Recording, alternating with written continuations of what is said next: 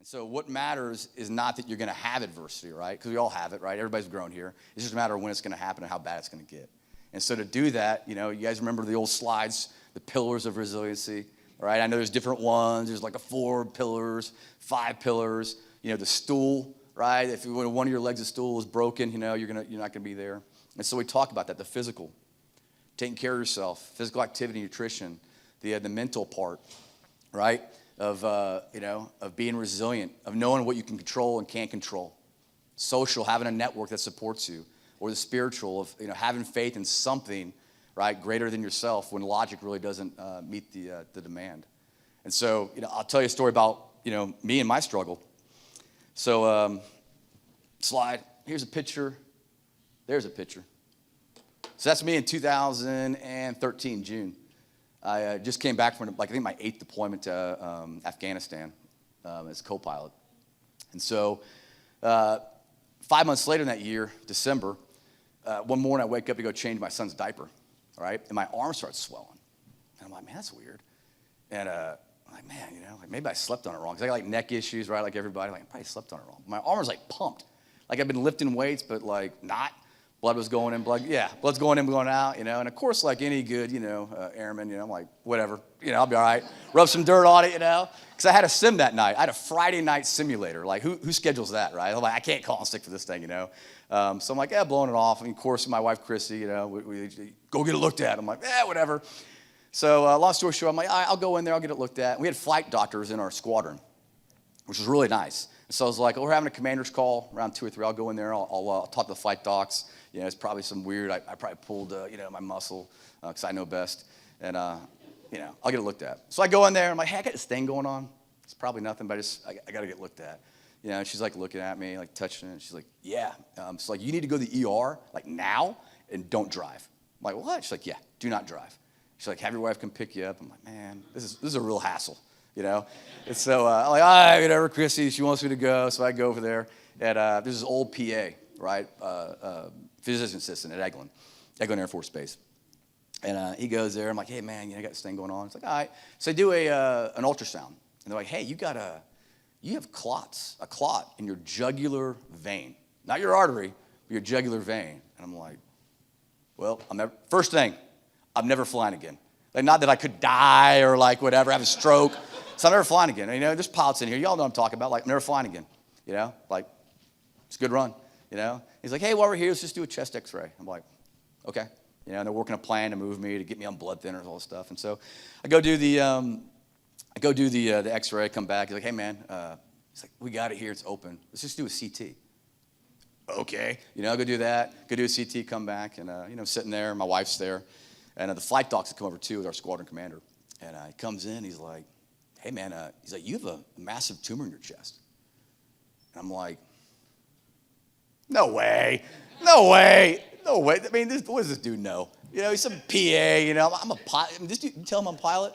I know things, I may have been just a little bit of denial, just a hair. I'm like, no way. And I'm looking over our, because I trust our flight docs. I'm like, does this dude know what he's talking about? And they're like, yeah. And I wish I had the picture to show you, right?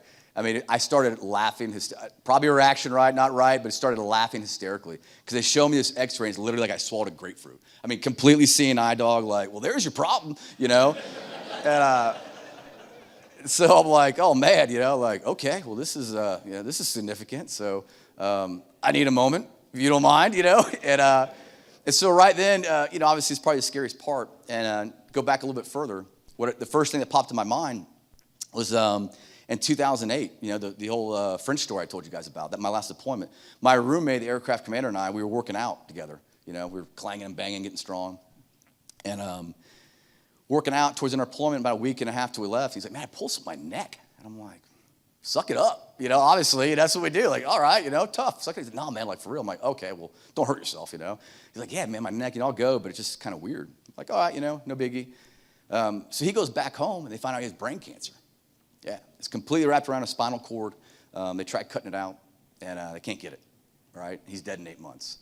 And so fast forward to, I get told I have a massive tumor in my chest. I'm like, man, I don't know how bad it's going to be, whatever it is. I think about that. And so they get me there. They transfer me over to Sacred Heart, which is probably like the lowest point in the story, right? It's kind of the whole pity party, I allegedly may have cried. I can't confirm or deny that. I don't want to talk about it, but I rode in an ambulance all the way to Sacred Heart from Eglin, which is like, almost like an hour.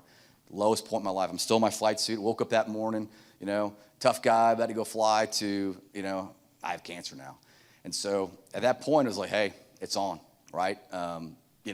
Like, suck it up, I had that little moment, and that little person on your shoulder starts telling you, like, all right, well, now you got a new mission, right? Let's get after this. So we get there, and, they talk like, hey, man, you got cancer. Like, I don't got to tell you, we're going to do a biopsy, and then it takes like 4 or 5 days to get identified. It's probably going to be these three.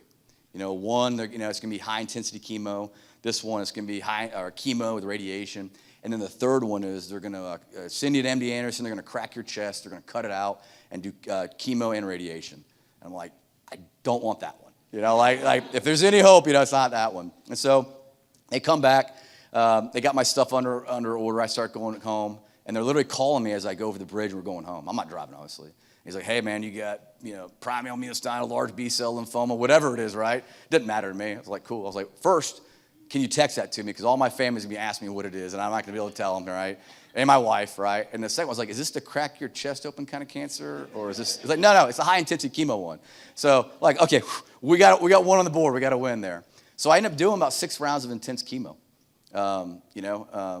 and going for 5 days at a time, get bags, do all that stuff. So I did 6 rounds. They wanted me to do 2 more. Luckily, my wife, who is an absolute expert, who made it her target in life, understood that she became literally an expert on all these studies of that, challenged the doctors and made it so that I didn't have to do any more chemo. And so, the end of it was kind of uneventful. I was out fishing with my brother-in-law on the Okaloosa Pier, and I get a phone call, and it's like, oh, yeah, man, they say you don't need to do more chemo. All right. Like, so, yeah, you're in remission. Well, all right, no ringing the bell, no thing. Like, tell people, like, I guess I'm good, And so I tell you the story, right, because some of the big key takeaways from it we already talked about. Identifying your target, whether that was me or my wife, and going through the struggle that I went through. We had all the things. My wife is really, Chrissy is the leader of this story, right? As a military spouse, she was prepared, for all the deployments. Our son had medical issues when he was born.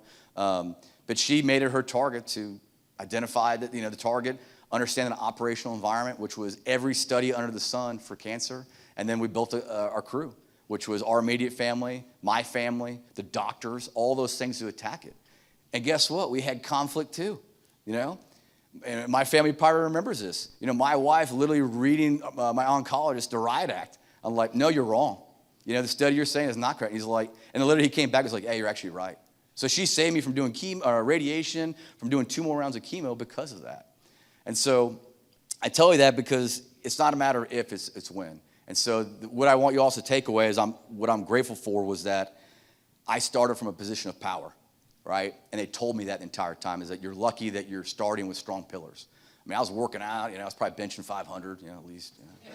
And, I said they're mostly true. So I started from a position of power, so I was able to take, a lot. And so I was grateful it wasn't my kids, it wasn't my wife, it wasn't my parents, it was me. And so it's not a matter of if it's going to happen to you, it's just when, right?